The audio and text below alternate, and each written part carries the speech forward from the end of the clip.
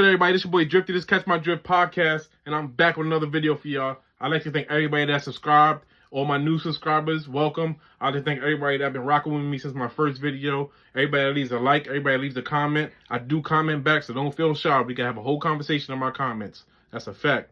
So yesterday I told y'all a story about how I protected my homie in prison from a predator. And a lot of y'all was in my comments telling me how loyal I am and how y'all respect that. And that is a respectable thing. But I don't want y'all to be thinking that I was in jail just saving everybody. You feel me? I was not just in there saving everybody, putting my risk and my freedom and my life on the line just to save everybody. You know what I'm saying? That was a dear friend of mine from my neighborhood that I protected from him. But I wasn't just out here saving everybody. You heard? Especially, I'm not the toughest person in the world. And I was trying to stay as low-key as I could so I could get my 90 days in county and get up out of there. You feel me? So I'm going to tell y'all a story about how my cellmate got hands, feet, head, shoulders, knees, and toes put on him in my cell. And I looked the other way like I ain't even see nothing. Yeah, I had to. So let me tell you the story. All right. So my cellmate, I was in the cell for a week straight with no cellmate at one time.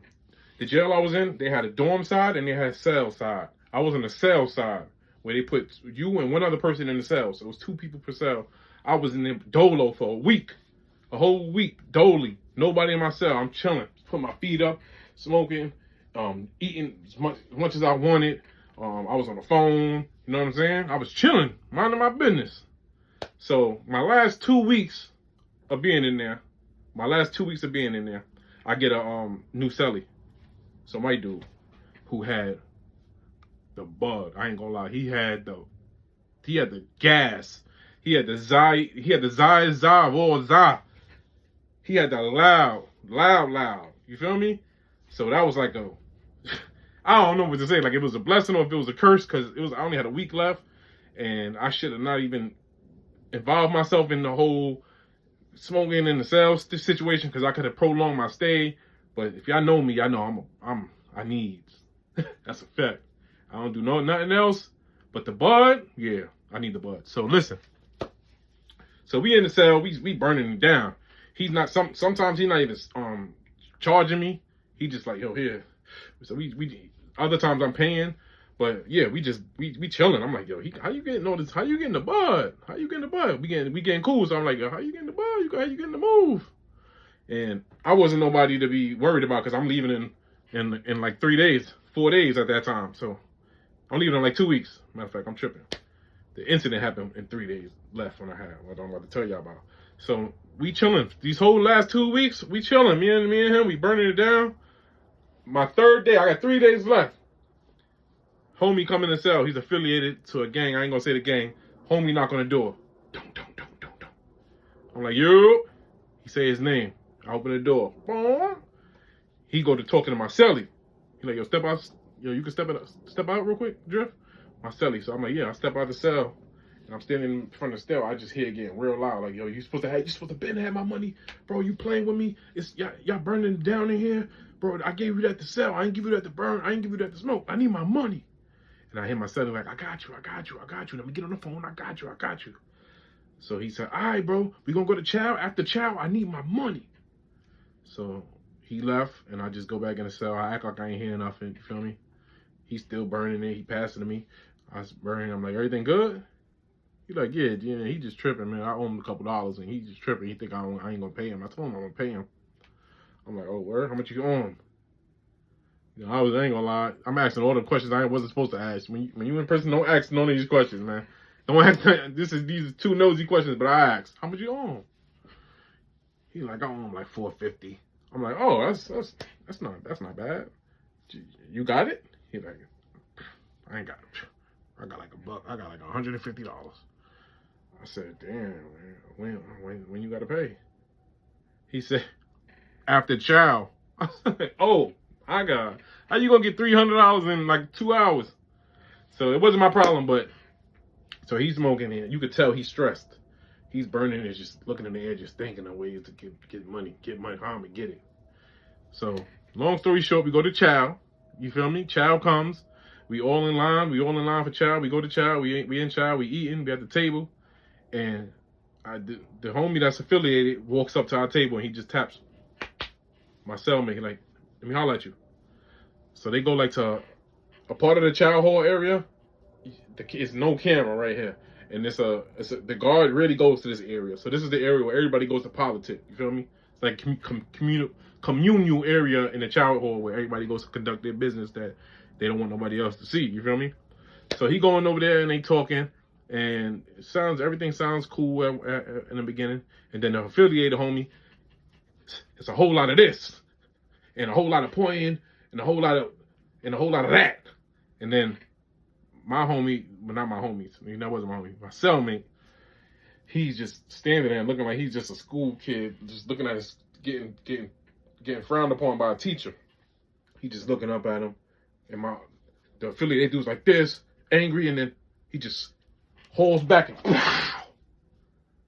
my cellmate just, and I was like, the whole child hall area heard it, but in prison and in jail, you not supposed to really look at any conflict. If you do, you're supposed to just side-eye it. Like, side-eye it. You're never supposed to just, like, stare at people while they fighting or arguing, because then you draw an attraction to you're attracting the security guards. So we all was just like this at first, like, just looking. And then when we heard the pow, a lot of us was just like, so the guards came and they was, oh.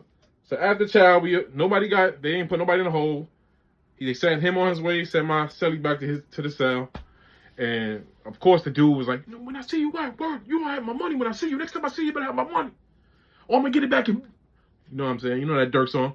Get it back in. Yeah, y'all know the Shiesty and Dirk. So long story short, we get back in the cell, and I mean, like, as soon as he got back in the cell, I would say not even 5 minutes. Not even 5 minutes come.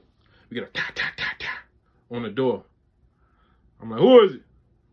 He told me who it was. It was an affiliated homie. I opened the door, and 7 of them ran in the cell.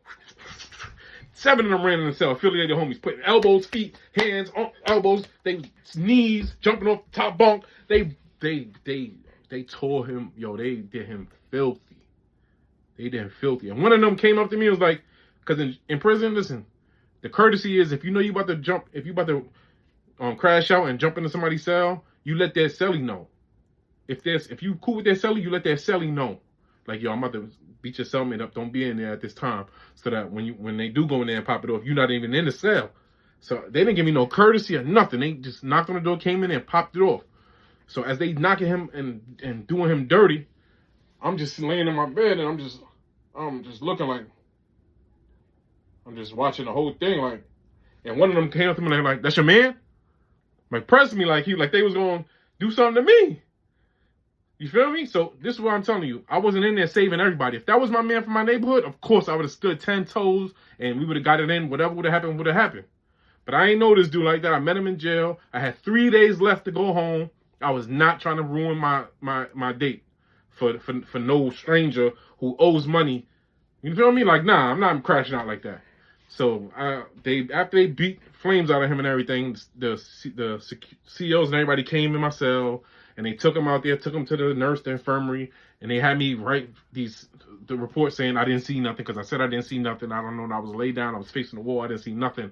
And they made me write a statement saying, all right, well, you got to write a statement saying you ain't see nothing. So I literally wrote in the paper that said my name, my docket number, and I wrote I didn't see nothing. And my last 3 days, they could have violated me still because for lying. You feel me?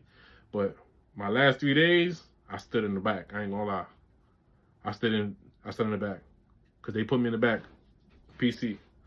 3 days. Last 3 days, I was in PC. I ain't even gonna lie to you. After that, I'm like, yo, listen, bro, I need to get home.